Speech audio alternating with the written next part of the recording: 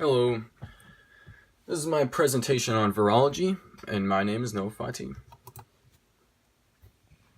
So just as an introduction, I'll talk about what viruses are and how they do what they do and why they do what they do. So viruses are what are referred to as obligate intracellular parasites, which means that they go in and attack cells and force them to create more of themselves. That's what viruses do to keep themselves in existence. They are by far one of the most mutation-prone pathogens, and that's because they lack the ability to go back and change up nucleotide sequences. They're a little simple like that. So how do they act and look? Well, as mentioned earlier, they're not alive. They simply act like they're alive. But they lack any form of cellular makeup, as well as energy and the ability to grow. They do have a myriad of appearances, though, which can range from icosahedral structures, helical structures, and even some more complex structures that manifest in bacteriophages.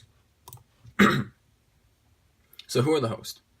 Well, it's well known that humans are a large host for viruses, but it's also speculated that most creatures can have a viral counterpart.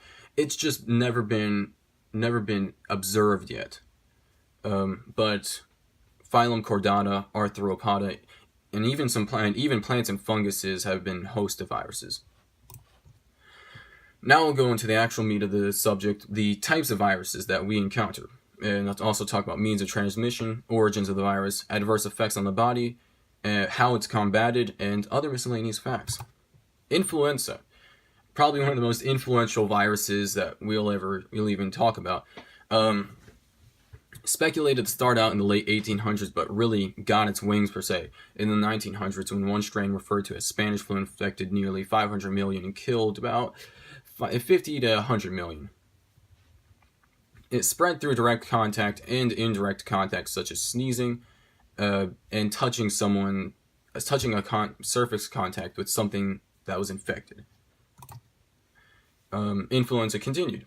So the virus has yet to have a formal cure, but every year or so a new vaccine comes out to protect against it.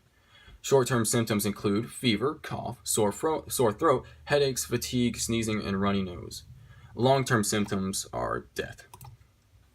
The common cold is caused by a group of viruses referred to as rhinoviruses, referring to your nose. They basically prefer to lie dormant in human noses until they're sneezed out. Often confused for the flu, they are, as the name suggests, incredibly common, with about average adult having about 2 to 3 cases a year. Symptoms are similar to the flu, except far less severe, and vaccines are still in development, though it's probably okay if that stays on hold because they're not very dangerous. The norovirus. Norovirus is a virus that's transmitted through direct contact with feces of an infected human. It's much less severe, but incredibly pleasant nonetheless. People most at risk are people with compromised immune systems and poor nutrition, and people who can't really get a lot of water, as it can cause dehydration due to diarrhea. And symptoms include nausea, diarrhea, vomiting, dry mouth, and muscle pain and cramps. Measles is a form of virus that manifests through a huge rash in normal humans. First prescribed by a Persian doctor, it took nearly a millennium for a Scottish physician to come to the conclusion that it was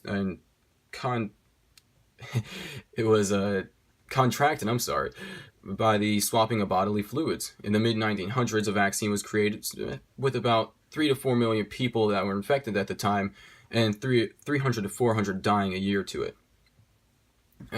Short-term effects: high fever, runny nose, and rash, and long-term effects would be death and the more common encephalitis or inflammation of the brain.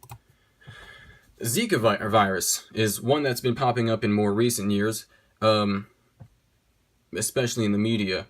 The symptoms include slight muscular pain, sweating, and redness of the eyes. Though, an incredibly scary part of it is the fact that it causes microcephaly in kids in utero and from women who have Zika virus.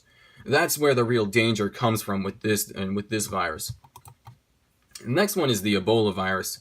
Another one that's been getting a lot of notoriety, mainly because the whole internal hemorrhaging thing is very scary to people. Oddly enough, it's also been transmitted to other creatures from a bat carrier, actually. Short-term symptoms include fever, headache, muscle pain, weaknesses, vomiting, and abdominal bruising, with the long-term effects being internal hemorrhaging, which of course can lead to death.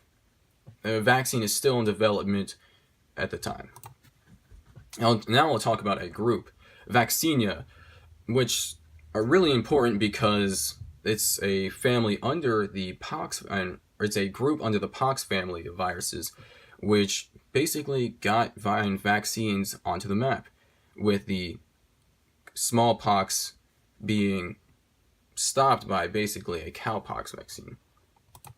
And with my conclusion, viruses are a huge cause of fear nowadays. No one wants to die a premature death or lose the capability to reproduce, but this cements the fact to stay up to date on whatever you do or wherever you go. Never follow public hysteria. Come to your own conclusions on whether or not this virus has any effect on you or your family, and take precautionary measures against that specific virus. Remember, fear and panic didn't create the first vaccine.